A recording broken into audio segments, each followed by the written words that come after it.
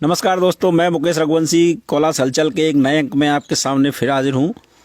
पूरे महीने चुनावी चर्चा करते करते इस बार हम एक नए विषय पर आपके सामने हाजिर हैं।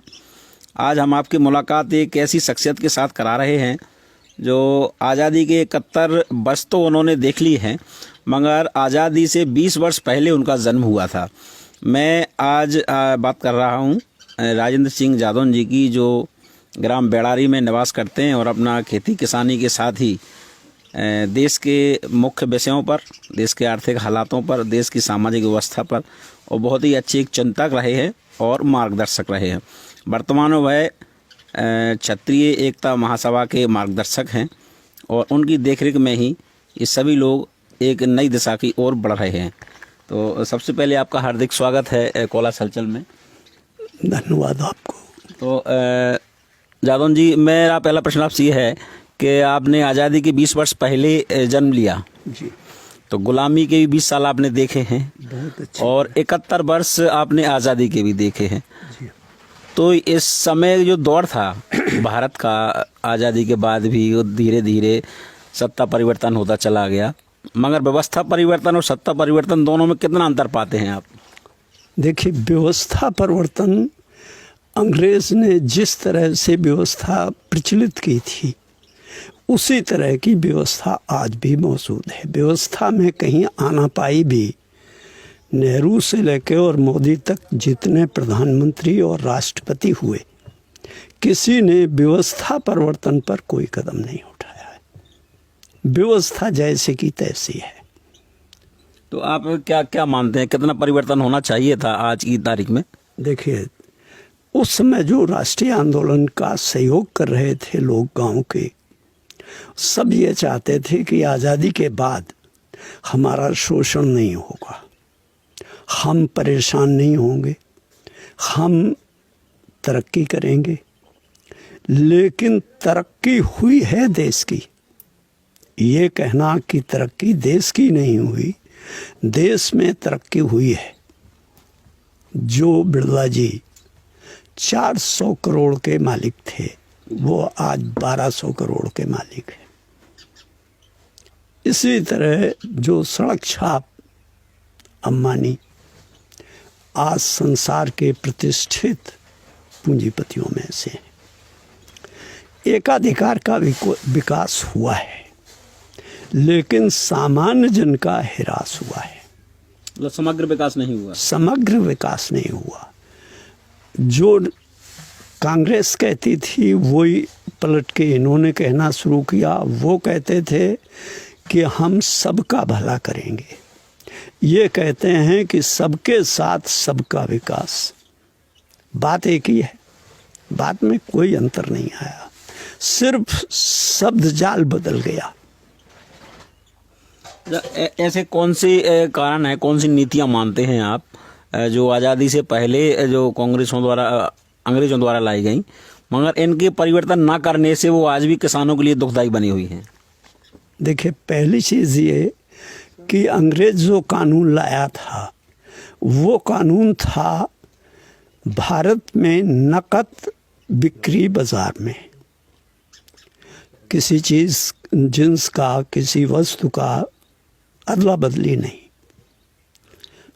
और किसान का जो उत्पादन बाजार जाए उसका भाव किसान नहीं तय करेगा, उद्योग यानी व्यापारी तय करेगा या सरकार तय करेगी।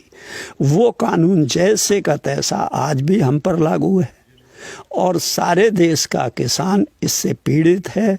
इसी से तमाम जो प्रतिफल पैदा हुए हैं, गरीबी, कर्ज की बढ़ोतरी, इन सब का जो नतीजा है वो नतीजा भोग रहा है आत्महत्या करके। आत्महत्या का कारण ये नहीं है कि उस अवसाद से ग्रसित है, अवसाद से नहीं, बल्कि वो ये मान लेता है कि अब हम इसके आगे इसको कर नहीं पाएंगे, तो आत्महत्या कर लेता है। तो आज़ादी से पहले जो बने हुए व्यापार था जी, तो उसके बारे में थोड़े कुछ खूबियाँ बताइए, और जो नगद व्यापार शुरू किया गया अंग्रेजों द्वारा, उसकी थोड़ी कमियों पर प्रकाश डालेंगे जरा। देखिए, उस समय मैं ज़्यादा बड़ी उम्र मेरी नहीं थी, आज़ादी आने से पहले मैं ये देखता था कि गांव में जो अदला बदली थी उसमें मुझे पसंद नहीं है कपड़ा, मैंने नहीं लिया। और भाव में भी अगर अदला बदली में कुछ कम ज़्यादा कर रहा है तो भी नहीं लिया किसान ने कपड़ा। वही बनिया जो फेरी लगाते किराने का सामान ले करके, जनरल स्टोर का सामान ले करके, उनका भी यही हाल होता। और वो कुंटलों अनाज गाड़ियां भर भर के कभी कभी इकट्ठा करते रहते, फिर भर ले जाते। तो उस समय की व्यवस्था में शोषण कम था। जो अंग्रेज ने व्यवस्था चालू की उसमें शोषण बढ़ा, और आज तो इतना बढ़ गया है कि हमको जो हमारी फसलें हैं उनका लागत मूल्य भी नहीं मिल रहा है। और लागत मूल्य जब नहीं मिलेगा हमें, घटी में हम बेचेंगे, तो एक दिन मुझे ये धंधा बंद कर देना पड़ेगा। तो यही मतलब सरकार की नीतियों का ही कारण है कि किसानी धीरे धीरे घट रही है और उद्योग धंधों में और उसकी तरफ लोगों का रुझान ज़्यादा है। इस पर क्या कहेंगे आप? देखिए, उद्योग होना चाहिए, उद्योगों का विकास भी होना चाहिए, लेकिन उद्योगों का मुनाफा की एक सीमा होना चाहिए। जैसे एलएलई नाम की एक कंपनी है अमेरिका की जो भारत में दवाएं बनाती है, और 100 रुपये लगा के 35,000 रुपया मुनाफा कमाती है। ये मुनाफा नहीं कहेंगे हम इसको देश की लूट कहेंगे। और ये लूट जब तक जारी रहेगी तब तक हम देश के आम जन का भला करना चाहें तो नहीं कर पाएंगे। उद्योग हुए बिना औद्योगिक माल मिलेगा नहीं। विदेश से आप उद्योग का माल मंगा के आप विदेश को अपनी करेंसी भेजेंगे। अगर आप अपनी करेंसी को अपने यहाँ रखना चाहते हैं तो आपको अपने उद्योग खड़े करने पड़ेंगे, वो चाहे जिस तरह का उद्योग हो। आज आवश्यकता इस बात की नहीं है कि हम उद्योगों के विरुद्ध हैं, बल्कि आवश्यकता इस बात की है कि मनु जिस समय जिंदा था उस समय मनु स्मृति के लिए लोगों ने जब उनके पास बैठ के बात की तो मनु ने कहा कि बाजार में जो माल आता है फाजिल, उस पर मुनाफा मिलना चाहिए, लेकिन 2% से कम नहीं और 6% से ज़्यादा नहीं। आज आप सोचिए, प्रॉक्टर एंड गैम्बल का मुनाफा 100 रुपये पे 20,000 है। कोका कोला का मुनाफा 100 रुपये पे 10,000 है। मतलब सरकारों ने इस ओर ध्यान नहीं दिया बिल्कुल भी, और वो लूटते रहे और लूटते रहने की व्यवस्था की है। चाहे वो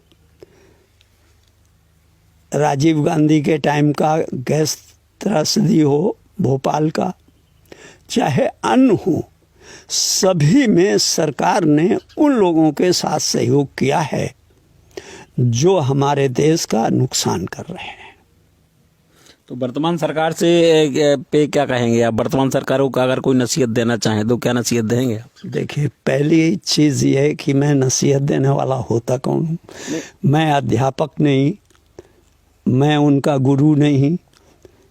मैं अपनी बात कहता हूँ कि देश की आज़ादी को अगर सुरक्षित रखना है तो विदेशी लूट से बचाना पड़ेगा। मतलब स्वदेशी जागरण लाना होगा। और मध्य प्रदेश शासन के लिए कोई? देखिए, मध्य प्रदेश शासन और केंद्र का शासन मेरी नज़र में एक है। दोनों ही एक हैं? दोनों एक है।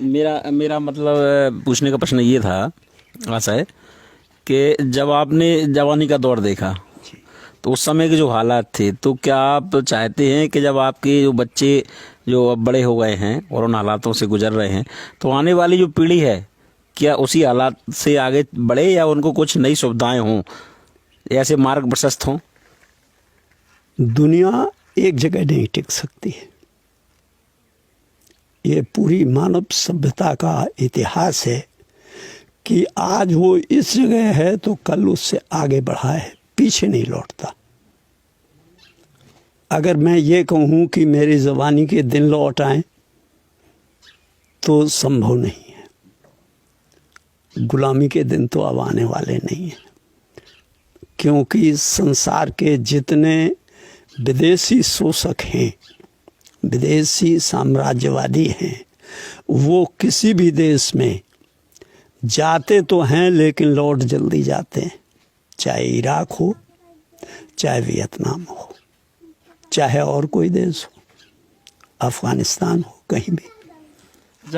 एक प्रश्न और है मेरा आपसे कि जब देश आज़ाद हुआ उस समय देश में अमीर लोगों की संख्या और आज की तारीख में अमीरी की संख्या और गरीबों की अनुपात में कितना अंतर पाते हैं आप?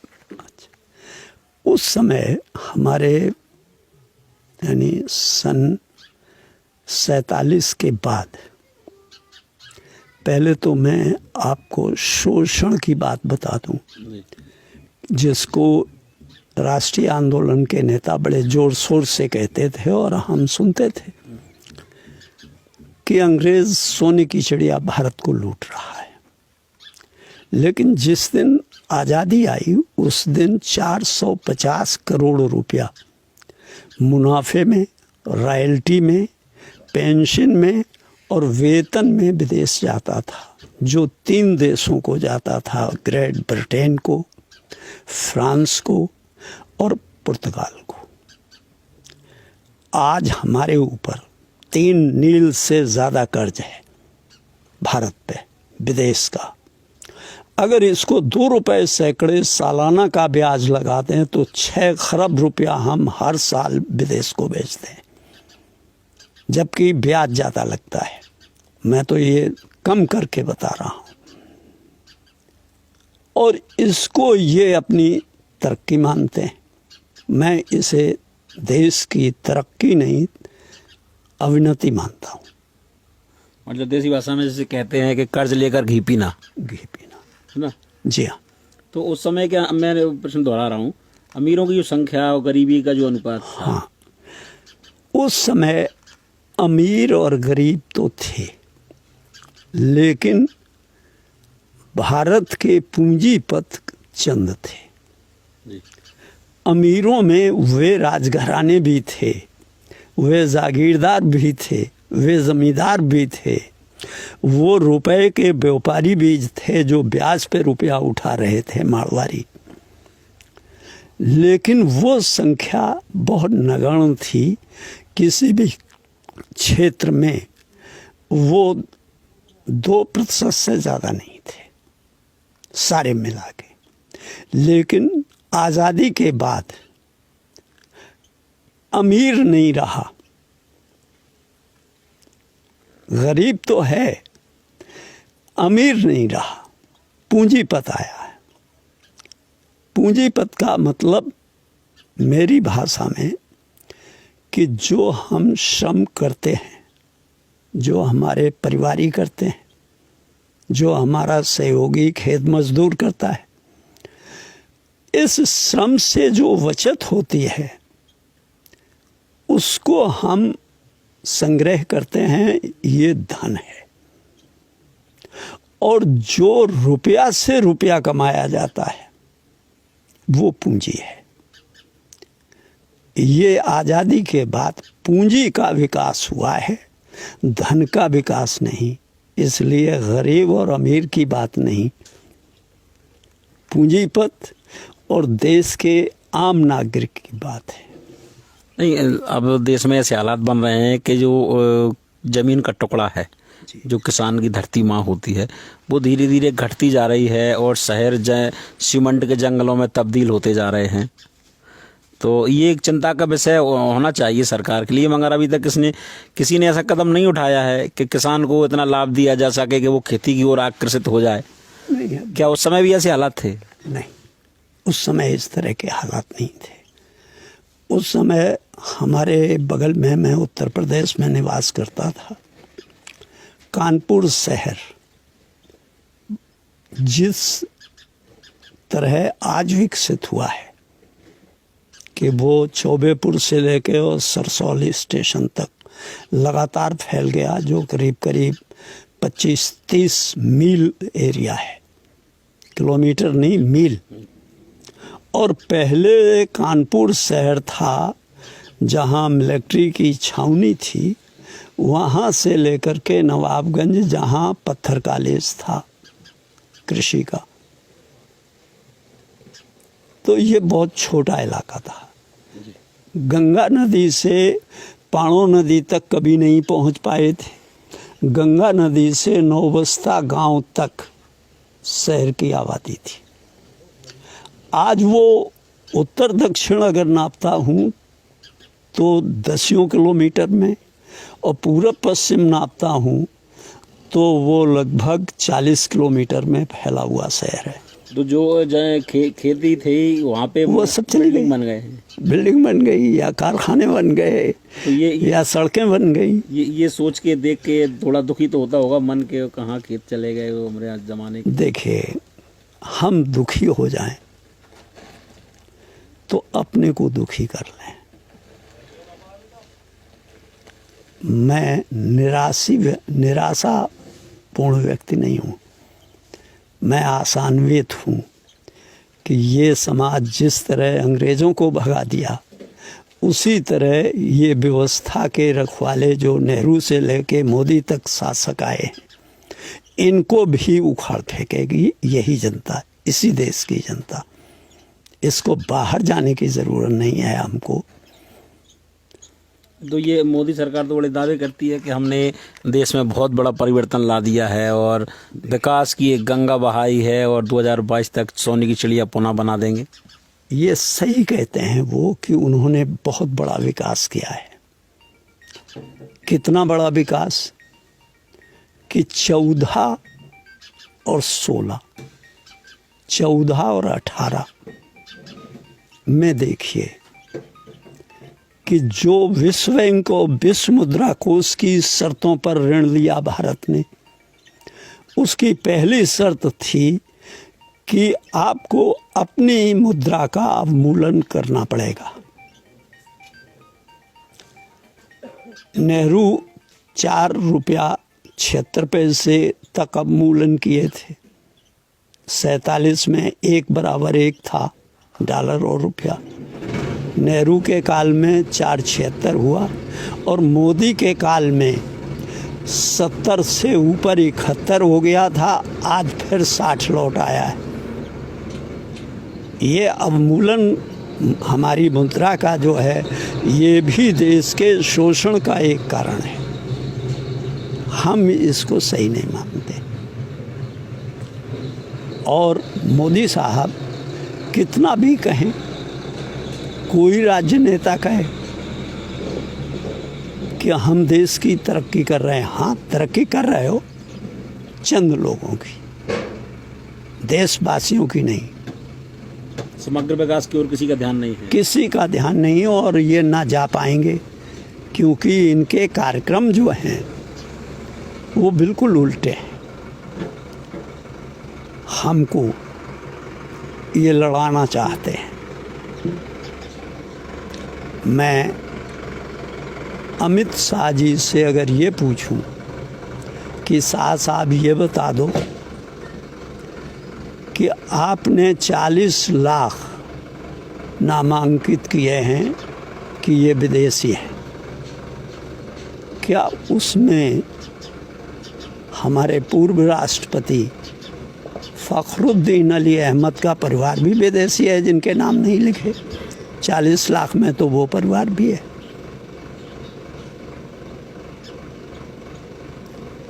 आप हिंदू धर्म की बात करते हैं। हिंदू धर्म हमारा गुलामी से भरा हुआ एक शब्द है। जब हमारे मुल्क में ईरान की ओर से लोग आए तो उन्होंने हमारे धर्म का नाम परिवर्तित किया, हमारे धर्म को उन्होंने हिंदू कहा, हमारी भाषा को उन्होंने हिंदी कहा, हमारे देश को उन्होंने हिंदुस्तान कहा। आज तो हम उनके गुलाम नहीं हैं। हमारी देवनागरी लिपि है। देवनागरी भाषा आप क्यों नहीं कहेंगे? आप क्यों नहीं हमारे देश को भारत कहेंगे? जब आपका ये कोई भी शुभ कर्म या दुखमय कर्म शुरू होता है कार्य, तो संकल्प मंत्र जब आप पढ़ते हैं, जम्बूद्वीपे आर्यावर्ते भरतखंडे, उस भरतखंड को बनाने वाले ना गांधी के पूर्वज थे, ना नेहरू के पूर्वज थे, ना पटेल के पूर्वज थे। उसको बनाने वाले तो भरत के पूर्वज थे, भरत थे। और उन्होंने जो भरतखंड बनाया उसको आपने पहले तो अंग्रेज़ों ने बांटा कि हमसे तिब्बत अलग कर दिया, बर्मा अलग कर दिया, लंका अलग कर दिया। फिर आपने बांटा कि बांग्लादेश अलग बना दिया और पाकिस्तान अलग बना दिया और भारत अलग बना दिया। देश के बंटवारे का जितना कलंक है ये इनको लेना पड़ेगा अपने सर। ये नहीं हो सकता कि आपने कलंक भी किया और ये कहें कि मेरे कहीं दब्बा नहीं है। देश का बंटवारा आपने किया है, उसका परिणाम इनको भुगतना पड़ेगा। इतिहास देखिए, मैं परिणाम भुगतने की बात नहीं कहूँगा। नहीं, इतिहास में उनको जगह मिलेगी कि इन्होंने जो किया वो नाकाफी था। ये लिखा जाएगा, लिखा जाएगा आने वाले इतिहास में ये लिखा जाएगा कि आपने ये गलतियां की। ये थे आज़ादी से पूर्व अपने भारत देश में जन्म लेने वाले और देश की आज़ादी को बिल्कुल अपनी आँखों से इन्होंने देखा है। ऐसे ही एक शख्सियत राजेंद्र सिंह जाजौंदी जो काफ़ी चिंतित हैं देश के वर्तमान हालात पर, राजनीतिक व्यवस्था पर, और वो कहीं ना कहीं नसीहत देते हुए दिखते हैं कि अगर किसानों के प्रति और समग्र विकास के प्रति ध्यान नहीं दिया गया तो ये जो इतिहास भविष्य में लिखा जाएगा वो राजनेताओं को कभी भी माफ़ नहीं करेगा। एक नए अंक में एक नए शख्सियत के साथ हम आपके सामने फिर हाजिर होंगे। तब तक के लिए आज्ञा दीजिए। नमस्कार।